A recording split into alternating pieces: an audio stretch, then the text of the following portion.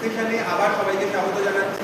আজকে আমাদের টপিক হচ্ছে NCFT national curriculum framework on teacher education. NCF কিন্তু আমরা আগে দেখছি এই এনসিএফ টিচার এডুকেশনের ক্ষেত্রে কি মিনিংফুল কন্ট্রিবিউশন রাখে সেটা আমরা দেখব। এটা আমরা NCF national council for teacher education new Delhi তার যে ফর্মাল ডকুমেন্টেশন আছে সেটা আমরা দেখতে পাচ্ছি। এখানে মিনিংফুল কিছু কথা ইম্পর্টেন্ট লাইন বলা আছে, toward preparing professional and human teacher.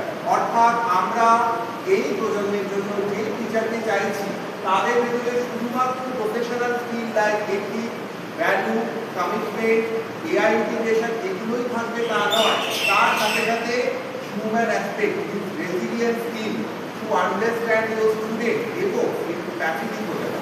সুতরাং এই মানে যদি আপনাদের প্রশ্ন করা হয় আগামী 5 বছর পর নিজেকে কোথায় দেখছো, তাহলে সম্পূর্ণভাবে বলবে আমরা professionally equip and parallelly humanistic approach নিয়ে বাঁচবো এবং একটা মানুষ। ব্যাকগ্রাউন্ড, এনসিএফটিই অর্থাৎ national curriculum framework for teacher education যখন তৈরি হলো তার প্রেক্ষাপটটা সবার আগে NCT national council of teacher education NCFT কে তৈরি করার পেছনে তার অ্যাকনলেজমেন্ট অধিকার রয়েছে, অর্থাৎ অ্যাডভাইজারি। এটার পেছনে NCF 2005 and right to education এই 2009 এই দুটোর কম্বিনেশন রয়েছে।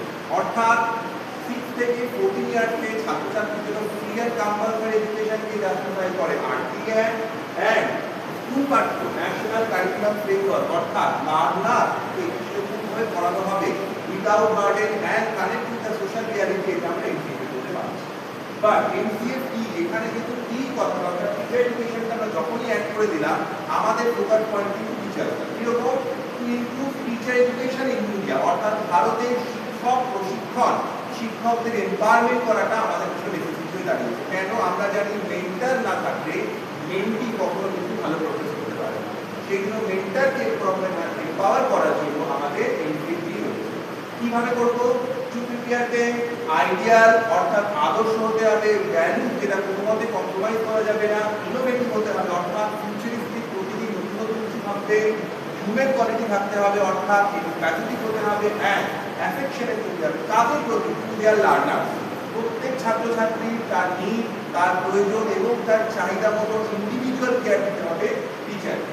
The initial draft for NCT 2009 developed by expert committee, তার ভিতরে কারা কারা ছিল, সাগরওয়াল, শেষাদ্রি এন্ড খান।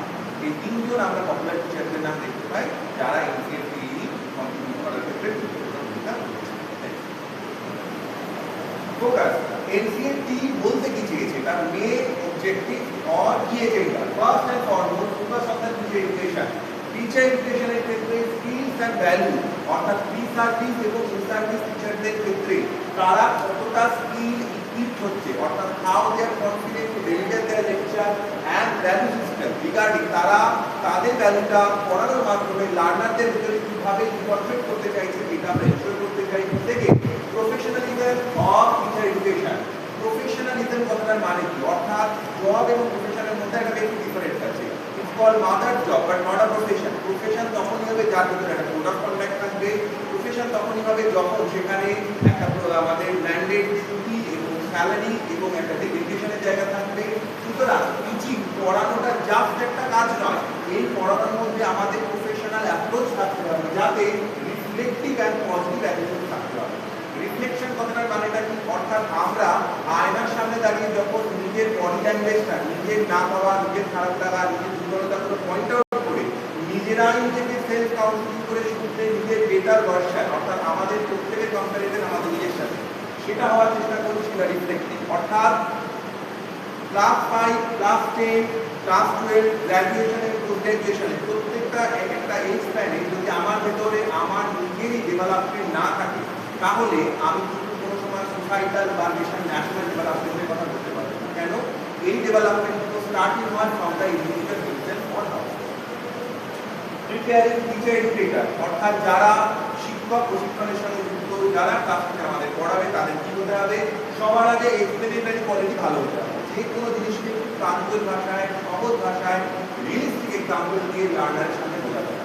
অর্থাৎ যেমন ফর এক্সাম্পল যদি আমরা বলি বিসর্জন, বিসর্জন কথাটা বললে আপনাদের সবার আগে বিদ্যামূর্তি বিসর্জন, কেউ বলতে পারে বিসর্জন একটা নাটক, কেউ বলতে পারে বিসর্জন একটা বাড়ি।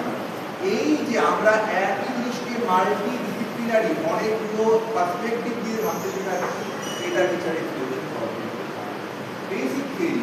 প্রত্যেক সাবজেক্ট কিছু বেসিক থিওরি থাকে। ফর এক্সাম্পল বিএড করতে গেলে আমরা জানি এখানে কিছু সাইকোলজিক্যাল থিওরি আছে, এখানে কিছু ফিলোসফিক্যাল অ্যাসপেক্ট আছে। ফর এক্সাম্পল আমরা যখনই প্র্যাগম্যাটিজম কনসেপ্ট করবো, অর্থাৎ লার্নিং বাই ডুইং করবো, তার আগে কিন্তু ব্রডলি প্র্যাগম্যাটিজম কনসেপ্ট অর্থাৎ তার যে প্রয়োগ বা যেটাকে আমাদের জানতে হবে। সুতরাং বেসিক থিওরি সম্বন্ধে টিচারকে সবার আগে তার কনসেপ্টটা রাখতে হবে।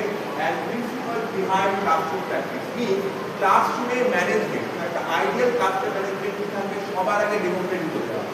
সবার পরে যেখানে যে জিনিসটা সব থেকে লিস্ট ইম্পর্টেন্ট থাকতে হবে সেটা হলো ইন্ডিভিজুয়াল ভিউ পয়েন্ট। ক্লাসরুমে টিচার পড়াবেন, টিচার জানাবেন সবার পয়েন্ট অফ ভিউ মাথায়। আমি কোনো individual philosophical political agenda lead করতেই পারি, কিন্তু সেটার উদ্দেশ্য কিন্তু কোনো সময় ক্লাসরুমে কারোর উপর চাপিয়ে দেওয়ার নয়, বরং ক্লাসরুমের স্টুডেন্টদের কাছ থেকে তাদের ভিউ পয়েন্টটা শোনা। কেন আমরা একটা কোলাবোরেটিভ এবং আমরা একটা রিফ্লেক্টিভ সেশন চাইছি, যেখানে আমাদের বেসিক উদ্দেশ্য হচ্ছে লার্নারকে পাওয়া।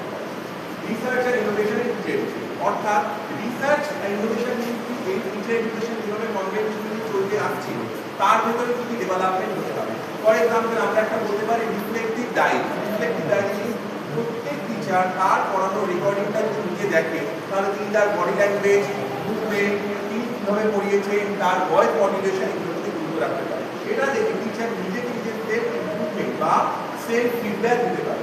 এটা ভীষণ জরুরি। এটা করার ক্ষেত্রে কোথায় রাখবে? ইউনিভার্সিটি ডিপার্টমেন্টে নিয়ে। আজকে আমরা